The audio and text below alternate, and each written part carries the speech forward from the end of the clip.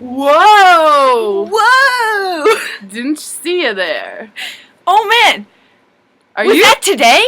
Were we supposed to give a presentation on federalism? I guess we're doing this today.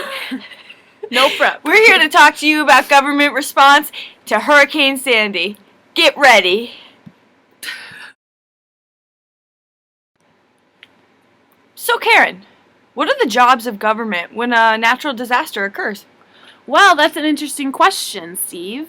But actually, it is not a constitutional job or a legal responsibility for any level of government or branch of government to handle natural disasters when they occur.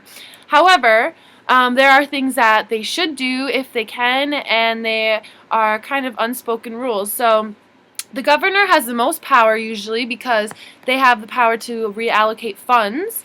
And actually, when Hurricane Katrina occurred, our government learned that it's not very good PR to not handle a situation as big as a hurricane like that. So they learned from that, and sometimes other people come into play as well. So Hurricane Sandy, it happened in New York, but the New Jersey governor, Chris Christie, definitely helped out.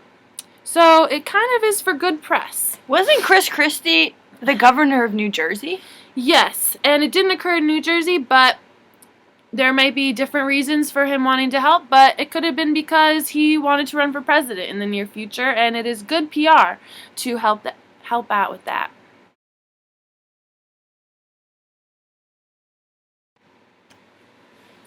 So, Steve, I have a question for you. How did our government respond to Sandy? Well, it all started with the governor who orders a preliminary disaster report, and once that's completed and he's declared the disaster, he has to send a request to the president, and the president has to declare a state of emergency.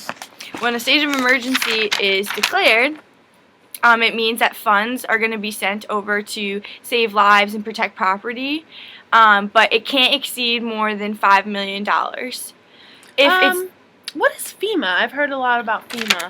FEMA is when something is declared a major disaster, which means it's like beyond the abilities of the state, and it really can't manage on its own. So FEMA steps in, which is a federally emergency management agency, and they're like an independent federal agency, and they provide like immediate help for the victims, and they give aid relief.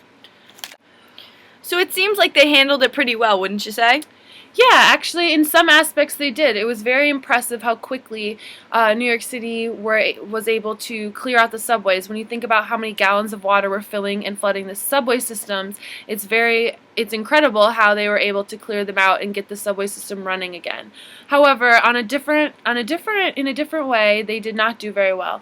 For example, at the individual level, the support was not sufficient, and especially in communities of color and the poorer areas, they were not provided with so the populations that don't have a voice, those are the populations that we don't see or hear about, and a lot of them were neglected, but with a predictable pattern.